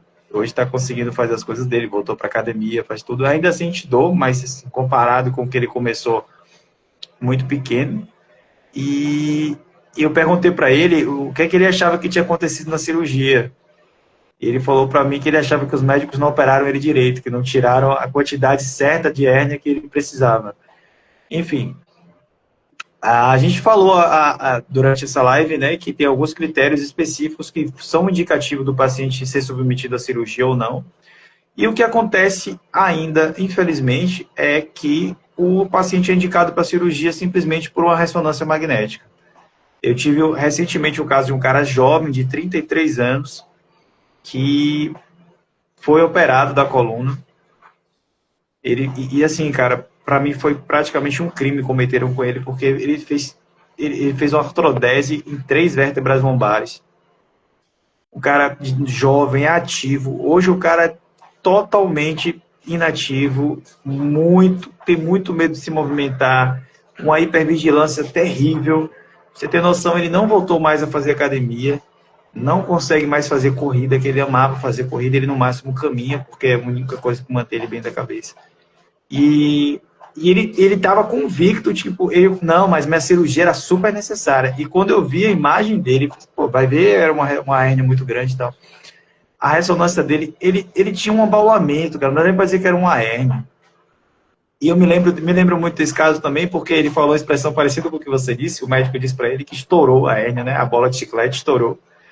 E ele precisava operar. Enfim, a maioria dos pacientes não precisa ser submetido à cirurgia. De novo, a cada 100 pacientes, no máximo 3 ou 4 vão precisar de cirurgia. Então, um número muito pequeno. E se você ouviu do seu médico, do seu fisioterapeuta, enfim, de algum profissional de saúde que o seu caso é cirúrgico, de cara, só baseado no exame de imagem, suspeite, procura um outro profissional, procura outra opinião, porque não dá para dizer que você vai precisar de uma cirurgia baseada somente no exame de imagem. E ainda assim, infelizmente, é o que acontece demais no nosso dia a dia, na nossa rotina clínica aqui. Quer complementar, doutor Caio? Caramba, que loucura, né, velho? Com certeza, ó, é, a Jússi falou aí, ó, um paciente em tratamento de escoliose, 15 anos, tem espondilolistese, o escorregamento de uma vértebra sobre a outra, desde o nascimento. Foi a um ortopedista e este disse que ele tinha que ir para o neurocirurgião para fazer uma cirurgia. Cara, só pensa o seguinte: se você vai para um médico comum, um médico clínico, um ortopedista, e ele te diz, olha, vou te encaminhar para um neurocirurgião. Pense aí na árvore de pensamentos que surgem a partir desse encaminhamento. Primeiro, o neurocirurgião ele carrega um estigma de ser o maior médico de todos. O neurologista é um dos médicos mais respeitados dentro da própria classe. Tamanho é o processo de residência médica em neurologia e neurocirurgia. E isso carrega já uma série de informações ocultas, né? Que o paciente tende a pensar de forma automática. Caramba, meu problema deve ser grave, por que ele está mandando para o neurocirurgião? Então, a cascata de pensamento muda o comportamento. O comportamento gera os sentimentos que, na maioria das vezes, são negativos. E os sentimentos negativos começam a alimentar os próprios pensamentos automáticos do paciente. O paciente entra numa tríade cognitiva horrorosa por causa de informações como essa. Como é que uma pessoa tem uma alteração desde o nascimento e agora, com 15 anos, o cara vem dizer que aconteceu comigo também. Eu atendi um paciente com dor lombar axial, somente na coluna, sem dor nenhuma na perna, e ele tem um poder aquisitivo alto também, foi para São Paulo, num grande hospital, um grande cirurgião, o cara olhou para ele, fez a ressonância e falou, você tem megapófise transversa, você tem uma vértebra a mais na sua coluna, a gente vai operar, vai tirar isso daí. E você sabe, né? Eu não compito com o médico. Se eu falo uma coisa 30 vezes e o médico fala uma, o médico falou uma só e ganhou meu paciente. É o que acontece. Eu já desisti, eu já abri mão. Eu não quero competir com vocês. O que é que aconteceu com o paciente? O paciente operou e a dor que era axial, 6 dias depois da cirurgia, 6 ou não lembro se foi 6 mesmo, mas foram poucos dias depois da cirurgia, a dor que era axial virou radicular, foi para a perna com alto nível de incapacidade. Altíssimo nível de incapacidade. Então, é uma coisa assim que é assustador, velho. É assustador. Infelizmente, é um processo que acontece. Como o Éder falou bem aí, da síndrome de falha cirúrgica, só trazendo dado para você, né? Tem estudos que mostram que o paciente que tem dor há mais de 3 meses e vai para a cirurgia de coluna, basicamente 46% não melhora da dor. 46% quer dizer o quê, pessoal? De cada 2 pacientes que operam com mais de 3 meses, um continua com dor. E o paciente vai para a cirurgia achando que é a última instância, como o Éder falou aí no meio da live também. Ele acha que é a última alternativa. E se a cirurgia não funcionar, enfim, aí vem transtorno psicopatológico de ansiedade generalizada, transtorno depressivo maior, aí vem ideação suicida, várias nuances que aumentam a complexidade de uma dor que poderia ser solucionada de uma forma mais, não encontro nem a palavra, mas talvez amistosa, vamos dizer assim, menos amedrontadora. Grande Éder, estamos chegando aos pontos finais, né? Combinação de fisioterapia, medicações e psicologia. Por que que em alguns casos isso é indicado? Explica mais para a galera aí. Beleza, vamos lá. Como a gente já falou também, a dor lombar, vou falar de dor lombar porque é o que acomete a maioria dos pacientes, tá? Mas isso pode se transmitir para dor cervical, dor por hernia, enfim. As dores elas geralmente são inespecíficas, elas não têm associação direta com a hérnia de disco. Então, um paciente que tem uma dor por mais de 3 meses, 12 semanas, a gente já classifica ele como um paciente com dor crônica. E aí a análise muda, fica muito diferente. Eu gosto de dar como referência a definição da Associação Internacional de Pesquisa em Dor, que esclarece que a dor ela não é física exatamente, somente, né? Ela é uma sensação desagradável associada a um dano real ou potencial. Ou seja, pode estar ou não acontecendo aquele dano e o seu corpo já vai reagir com dor. Então, muitas vezes o paciente ele acaba adquirindo, também por essas informações desencontradas que ele recebe de profissionais, um medo de se movimentar, a gente chama de cinesiofobia, né, no nosso dia a dia. O paciente vai apresentar um comportamento de hipervigilância em relação a alguns movimentos, como o Caio explicou. Ele deixa de frequentar algumas amplitudes. Então, por exemplo, se ele gira o pescoço para o lado e sente que dói, ele evita virar o pescoço para cá, para não sentir essa dor. E quanto menos ele vira para lá, mais rígido essa região fica e pode doer mais. Então ele começa a apresentar um comportamento de vigilância, tipo, eu não posso virar para cá. Ou ele vira com muito cuidado, muita cautela. Enfim, alguns desses problemas a gente não consegue resolver só com educação em dor, só com movimento. Além disso, o paciente pode cursar com outros sintomas psicológicos, como depressão, crise de ansiedade, que aí nós fisioterapeutas não tratamos, não resolvemos. A gente encaminha esse paciente para um colega psicólogo, de preferência que trabalhe com alguma linha comportamental para conseguir alinhar bem com a gente a nossa terapêutica e passar para esse paciente algumas tarefas que vão ajudando ele no dia a dia. E somado a isso também a medicação. Então tem pacientes que estão tomando uma medicação que não está fazendo efeito há muito tempo e a gente precisa conversar com o médico para realinhar isso. Tem paciente que está tomando uma medicação que às vezes traz um efeito colateral para ele absurdo, muito prejudicial, e aí eu já tive paciente, por exemplo, que ele tomava uma medicação que ajudava a controlar bem a dor, mas ele chegava na sessão de fisioterapia quase dormindo. Então, assim, temos que melhorar isso aí, temos que ajustar a dose, mudar o horário, enfim, a medicação. Então, a medicação ela ajuda, mas ela não é o tratamento. Importante a gente frisar isso. A gente usa como sim um coadjuvante, um auxiliar de tratamento, mas ela não em si o tratamento. E existe a necessidade. O ideal, pessoal, o mundo perfeito é que a gente conseguisse atender os pacientes com a equipe multidisciplinar. Que ele fosse atendido por um fisioterapeuta, um psicólogo, um médico, um nutricionista, um profissional de educação física. O cenário ideal seria isso, a gente conseguir alinhar com esses profissionais a terapêutica exata para tratar você. Mas nem sempre isso é possível, na maioria das vezes não é possível, então a gente consegue, com indicações como o Caio fez aí, que ele falando agora há pouco sobre a escoliose, a gente indica também para colegas psicólogos, colegas médicos que vão ajudar a gente com esse paciente para melhorar. Mas precisa sim, geralmente, se tiver algum quadro psicológico associado, de uma equipe multidisciplinar para tratar desses pacientes. A promessa é a seguinte: aqui você não fica sem direcionamento. Pode ser até que o nosso tratamento não seja efetivo para o seu caso, mas você não vai ficar rodando em 1000 profissionais depois que conhecer a gente.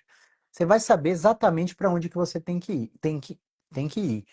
E isso é muito engraçado porque certa vez eu atendi um paciente que ele estava com dor lombar e já tinha feito 90 sessões de RPG, 30 consultas domiciliares e 3 meses de pilates. E nada melhorava a dor dele. Ele me encontrou, me avaliou viu minhas avaliações do Google e disse: eu só vim aqui por causa de suas avaliações, porque eu confesso, suas avaliações pareciam, esqueci a palavra que ele usou em si, mas era como se não fossem verdadeiras, como se eu pagasse alguém para colocar as avaliações ali. E eu venho com algum nível de ceticismo para o seu trabalho. Eu falei, tudo bem, eu adoro um desafio. E aí eu comecei a avaliar o paciente, avaliei, testei. Não encontrei nada no exame físico. As alterações de imagem eram simplesmente irrelevantes, compatíveis para a idade dele. E aí eu fui para eventos de vida desencadeadores de estresse, né? Ele, ou por ocultar informação, não é todo mundo que se abre uma consulta, não tem intimidade com o terapeuta logo de cara, não revelou nenhum evento de vida desencadeador de estresse, eu fui para a rotina. Fui para a rotina, nada justificando o problema, eu fui para alimentação. Véi, o cara simplesmente era um bebedor de Danone e um bebedor de leite com Nescau. Aí eu fui para intestino, então vou no sanitário 4, 5 vezes no dia. Eu falei, você tem dor abdominal? Às vezes eu tenho uma dor no pé da barriga. Eu falei, beleza. Ó, seu problema não vai ser resolvido comigo, de fato. Mas eu quero que você vá nesse cara aqui. Aí indiquei um nutricionista que, inclusive, foi meu nutricionista na época do triatlon, né? E ele foi pro nutricionista e o cara simplesmente falou que ele tinha uma desbiose intestinal, passou uma dieta e passou algumas medicações manipuladas e simplesmente cortou o leite. Rapaz, menos de 15 dias o paciente estava sem dor depois que iniciou a dieta. Então, isso de fato acontece. Eu estou falando isso para você ter a noção da integralidade que uma dor crônica exige, né? Estou falando aqui de abordagem nutricional que eu tive que indicar para o paciente melhorar. Mas assim, por que que eu preciso combinar fisioterapia com medicação e psicologia em alguns casos? O Éder falou muito bem. A IASP, ela define dor da seguinte maneira: dor é uma experiência. Essa experiência é sensorial e emocional. Você não está vendo o emocional, é sensorial e emocional. Por mais que sua dor seja aguda, Deus livre e guarde, você caiu da própria altura, sofreu um acidente de carro, Deus livre e guarde. Você teve um trauma agudo que sua dor é justificada pelo trauma. Ainda assim, naquele momento, o seu cérebro muda de comportamento e de padrão, gerando alterações psicológicas e emocionais. Naquele momento, você tem uma série de pensamentos que você não teria se não tivesse o acidente. Então, por causa da dor ser caracterizada por experiência sensorial e emocional desagradável, associada a uma lesão que é real ou que é potencial, você pode não ter lesão, mas você acha que tem uma lesão, ou seja, uma lesão potencial, já é o suficiente para desencadear a dor. Então, muitas vezes a fisioterapia vai entrar no aspecto biológico, controlando o movimento, controlando carga, controlando capacidade e demanda no esporte, ou na atividade física, ou na rotina do dia a dia. Outras vezes o médico vai ter que agir no sistema nervoso central com antidepressivos duais, tricíclicos, gabapentinoides, opioides de alta potência, para poder ajudar o sistema nervoso a normalizar e ajudar o nosso tratamento fisioterapêutico. Outras vezes, nem com isso o paciente vai precisar, porque ele tem um padrão de pensamento tão catastrófico e hipervigilante. Ó o exemplo. Eu atendi uma médica anestesiologista que é filha de um ortopedista extremamente conceituado aqui na minha cidade. E ela conhece vários ortopedistas, né? O cara é professor, formou vários ortopedistas aqui. E ela rodou nesses ortopedistas para tratar do lombar dela. E depois que esgotou as possibilidades da ortopedia, mandaram ela para um profissional da fisioterapia que explicou da seguinte maneira: bota a língua para fora. Ah, não é para tirar print, não, ô pessoal. Bota a língua para fora. Ah, agora morde a língua. Você tenta, mas a língua recolhe. É um reflexo de proteção. Aí o cara falou assim: toda vez que você dobra a coluna, você consegue morder a língua. A língua, no caso, era o disco e os dentes, no caso, eram as vértebras. Essa paciente enraizou essa mensagem de uma forma que eu fui perguntando: o que é que você já tentou para melhorar? Não, eu já tentei isso e aquilo, isso e aquilo. O que melhorava era isso aqui. Aí ela deitou e me mostrou a extensão deitada. Só que agora isso não está melhorando mais. Uma clara mudança de padrão que pode acontecer ao longo do tempo. Aí eu falei assim: olha só, eu não quero te amedrontar, não, mas por tudo que você já me disse que tentou e pelos profissionais que eu conheço que você passou, eu sei exatamente que você fez correto tudo que você está me dizendo que está fazendo. Então eu não vou testar de novo o que esses profissionais falaram. Você concorda comigo que eu preciso tentar alguma coisa diferente? E ela, ai meu Deus do céu. Cara, na moral, eu entrego o meu diploma se você não melhorar dobrando. Para essa paciente dobrar a coluna, ela teve tremor nas mãos, sudorese excessiva, tremor palpebral, porque o nível de hipervigilância e catastrofização, de cinesiofobia, estava tão alto por causa da explicação do paciente, do fisioterapeuta anterior a mim. E aí o que que aconteceu? Eu não consegui modificar isso. Eu precisei encaminhar ela para minha psicóloga pessoal, para ela começar a rodar protocolos de TCC para medo. E qual que é o protocolo para medo, pessoal? É exposição. Vamos fazer um bate e volta aqui rápido? Você tem medo de barata. Você vai ficar com medo de barata a vida toda? Claro que não. Você vai ter que elencar o que a gente chama de SUD, de 1 a 10, níveis de gravidade para você visualizar uma barata. Qual é o nível 10 intolerável que você até vomita? Uma barata voadora entrou no consultório. Qual é o nível 1? Tem uma barata de plástico na porta do consultório. Qual é o nível 2? A barata de plástico está na minha mesa. Uma barata viva está no corredor, nível 3. E eu vou me expondo cada vez mais. Porque o que acontece, Éder? Quando o paciente se expõe ao que dói e ele repete aquilo, ele começa a entender que não é tão ruim quanto ele imaginava. Então, qual que é o exemplo que eu mais uso? Dobrar o tronco. Ele dobra e dói. Você já fez quantas séries aí? Eu fiz 3 de 15. Vamos fazer 3 de 35 para ver o que acontece? Dobro logo o número para ele entender a modificação de experiência do movimento. Aí ele começa a fazer. Dobra o tronco, dobra o tronco, dobra o tronco. Da repetição 1 a 7 dói. Da 8 a 13 não dói. Aí eu paro.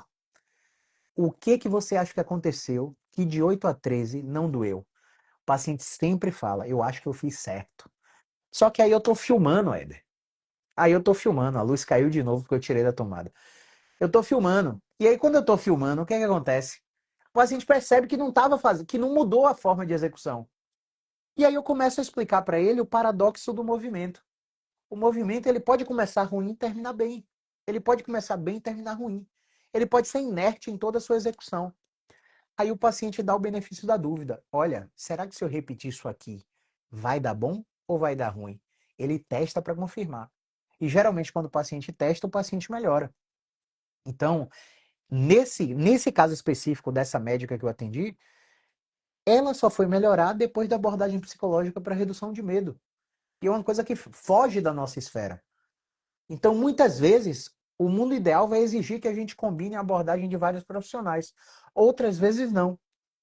Então, queria, se você quiser complementar, você fica à vontade, Éder. Mas eu queria já que você deixasse as considerações finais para pacientes que sofrem com dor, que têm hérnia de disco, que, enfim, que sofrem desse problema que a gente tanto discutiu aí.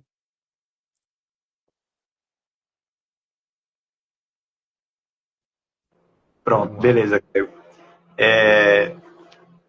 Cara, eu desse tema acho que a gente já falou bem, né, sobre essa questão.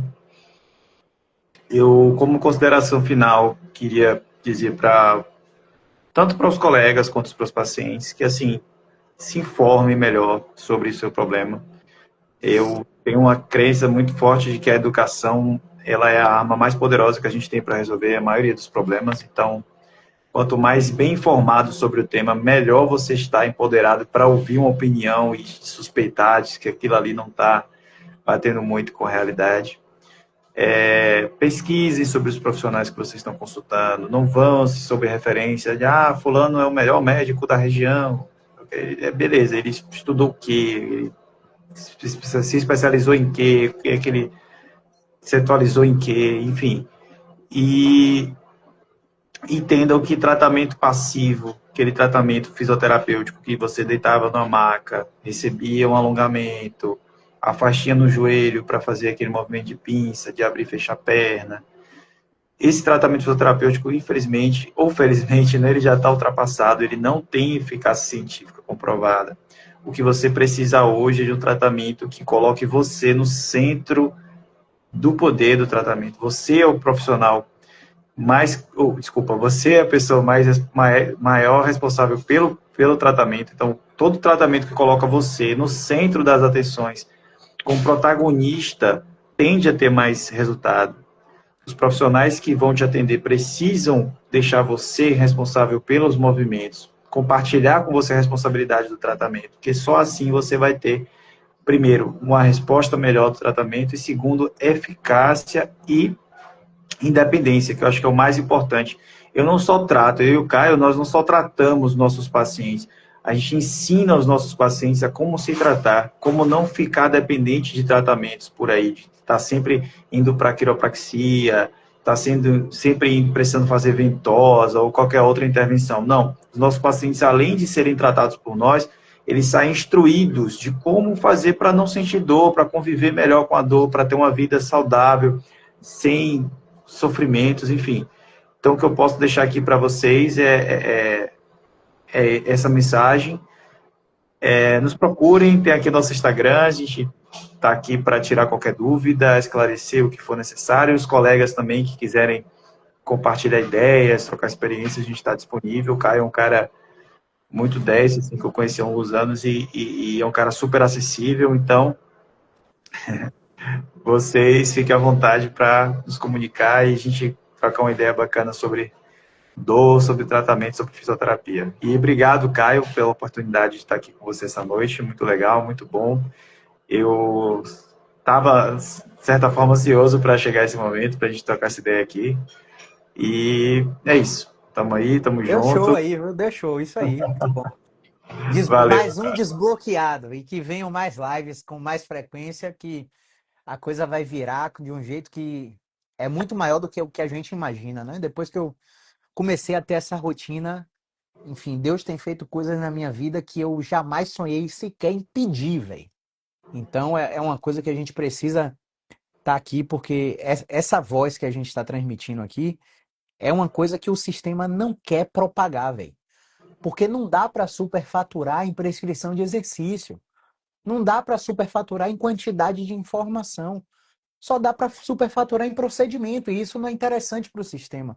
Isso tem que ficar claro para as pessoas. E quanto mais vozes como eu e como você tiverem aqui fazendo esse trabalho, cada vez os pacientes vão melhorar de uma forma assertiva e com autonomia, que foi o que você pregou aí.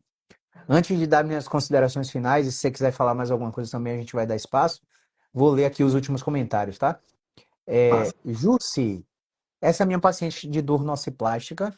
Passou a vida em padrão extensor, fica horas de salto em pé, sem dor alguma, com o mínimo de flexão a dor já começa. Já pode ser aquele problema de disfunção de controle, de falta de frequência de movimentação em diversos ângulos, né? Mas é só uma hipótese mesmo, a gente teria que testar com afinco para saber. Excelente, parabéns, obrigado. Obrigado a você, Júlio, por estar aqui sempre. Rafael Aparecido, vulgo Pancho. Parabéns, Eda e Caio, pela live e pelo serviço prestado para a nossa sociedade, mudar esses padrões médicos e culturais. Top, Éder, maravilha. Então, considerações finais aí da minha parte, pessoal. Três, apenas três. A primeira, ressonância não é sentença. Ressonância é um rótulo. Rótulos são feitos para produtos, não para pessoas. Beleza? Dois, educação é arma de tratamento. Informação é tratamento. Eu não sei se você com certeza que está nos assistindo aí, já deve ter passado por uma fase de vida ruim, uma fase de vida com tribulações, com problemas em casamento, problemas no trabalho, problemas com filho, com colégio, com faculdade, com compromisso. Você já deve ter passado por uma fase ruim da sua vida, não é isso? Para você vencer, para você vencer essa fase, você teve que com certeza aprender alguma coisa nova para lidar com o problema, verdade ou não? E quando a fase passou, geralmente você estava na melhor fase da sua vida. Então, eu vou dar só um exemplo clássico do ponto de vista acadêmico aqui, né? Os 2 meses finais para eu apresentar meu TCC na graduação foi coisa de eu ficar com diarreia todos os dias. Dor de cabeça, sem dormir, achando que o mundo ia acabar, que eu não ia ser aprovado. Tamanha magnitude de importância que eu estava dando para esse evento. Apresentar o meu TCC para me formar. Só que isso vem de uma base cultural de meus pais e de meus familiares, da cobrança que eu estava vivendo por estar sem trabalhar, dependendo de meus pais e de meus familiares. Então isso gerou uma autocobrança muito grande em mim, que foi disfuncional à época. E quando eu passei que apresentei o TCC, meu Deus, eu saí do TCC assim, meu Deus, era só isso? Quanto eu sofri só por isso? E é essa percepção que meus pacientes com dor têm. Caramba, os caras vão em São Paulo, tem paciente que foi nos Estados Unidos procurar profissional, procurar tratamento. Aí volta para aqui, para Salvador, no quintal de casa, me conhece e 2 movimentos começam a mudar a história do paciente. 3 movimentos, 4 movimentos, seja lá quais forem. O paciente fica assim, meu Deus, era isso que eu tinha que fazer? Por que tal profissional não me falou isso? Por que não falou? Porque eles não estudam isso. O médico, ele é sensacional para tratar a doença. O ortopedista, meu Deus, Deus livre e guarde, eu estava falando isso para a última paciente do dia aqui. Deus livre e guarde, mas sair daqui, sofrer um acidente de carro, fratura de quadril, não existe pessoa melhor do que um ortopedista para cuidar de você. Você caiu, quebrou um braço, pegou uma bola, lesionou o ligamento cruzado anterior. Não existe profissional melhor do que o ortopedista para cuidar de você. Agora, quando a dor é crônica, meu amigo, quando você tem dor e passou de 3 meses, que a alteração já está no sistema nervoso central, que a dor já é nociplástica, meu amigo, não é da ortopedia que você precisa. É da fisioterapia especializada em dor, da músculo-esquelética. Então, quando eu falo que a educação é arma de tratamento, é porque o seu conhecimento desbloqueia a melhora do seu problema. Quando eu te informo que você se sente seguro e que você passa a se expor, o padrão neurofisiológico do seu cérebro muda. E é por isso que as teleconsultas estão sendo cada vez mais utilizadas por pacientes. Por exemplo, eu tenho um brasileiro do Marrocos que faz teleconsulta comigo. Eu tenho um brasileiro em Frankfurt, na Alemanha, que faz teleconsulta comigo. Então, hoje os limites geográficos já foram quebrados, porque né, a psicologia é só conversa, dá para ser online, fisioterapia tem que ter toque. Fisioterapia tem que ter terapia manual, bola suíça, aparelhinho, agulhinha.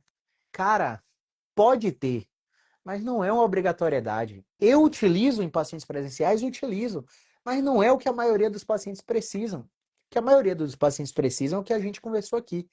Educação como arma de tratamento e exposição gradual a movimentos para começar a melhorar. E a consideração final número 3 é basicamente para você dar o benefício da dúvida para o seu corpo. Quando você tem uma crise de dor, o tempo está do seu lado. Muitos pacientes têm a urgência de ir num médico, de ir numa emergência, de ir num fisioterapeuta. Mas quando você está em crise, quase ninguém vai te ajudar. Quase tudo que a gente fizer vai ser paliativo. O tempo vai agir nas primeiras 72 horas para te melhorar, depois nos primeiros 10 dias e depois nas primeiras 6 semanas. É claro que a gente tem coisa para fazer em todos esses momentos, mas a hora que a gente mais te ajuda, qual é a hora? Quando você ultrapassou a barreira de 6 semanas e o seu corpo não deu conta de resolver o seu problema. Aí a gente precisa lutar para da semana 6 você não chegar até a semana 12 com dor. Porque se você chegar na semana 12 com dor, não é que é o fim do mundo, não. Mas o lugar que dói já não é mais o responsável pela dor. Então, meu joelho está doendo. Tem 52 semanas, um ano que meu joelho dói. O problema não está mais no seu joelho, meu amigo. Seu joelho é detalhe, entende? Então, quando você passa de 12 semanas que a dor é crônica, o fisioterapeuta pode te ajudar muito. Mas o ideal é que você venha nesse intervalo aqui, entre 6 e 12, para que o tratamento seja rápido, seja efetivo e não se transforme em crônico. Beleza? Então, dê o benefício da dúvida para seu corpo, auto-resolver o seu problema. Beleza? Éder, tem algo para complementar aí, Éder? Não, eu acho que você já falou tudo, já rematou bem também essa finalização. Então, maravilha, pessoal. Então, essa foi mais uma gravação do podcast Fiz Insight, um projeto onde eu falo que você tem que ouvir na lata, doa quem doer, sempre baseado nas melhores evidências científicas disponíveis. Nas próximas semanas eu vou trazer uma série de convidados, o Éder foi o primeiro, então eu espero que vocês apreciem, cliquem no link para compartilhar para o máximo de pessoas que sofrem com dor nas costas, que têm hernia de disco. Éder, onde é que as pessoas de Petrolina podem te procurar, por favor? Maravilha. É, bem, podem procurar pelo meu Instagram aqui também, o @edesilva Fisioterapia.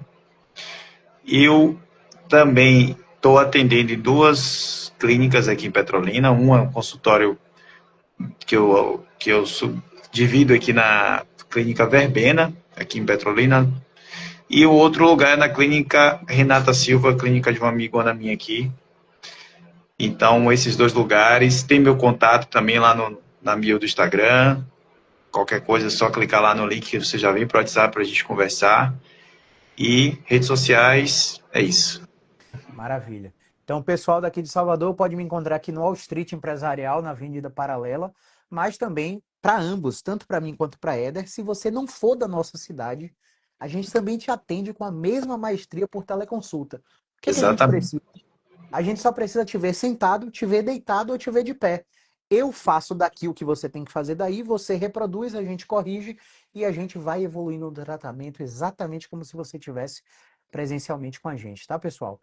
Essa live vai ser salva aqui no feed, vai aparecer no feed do Éder, vai ser salva no canal do YouTube para você que não assistiu ao vivo, ver a reprise e também vai virar podcast lá no Spotify para você escutar no trânsito ou treinando, tá bom? Espero que tenhamos te ajudado, Éder, gratidão aí pela disponibilidade e que venham mais lives, tá bom?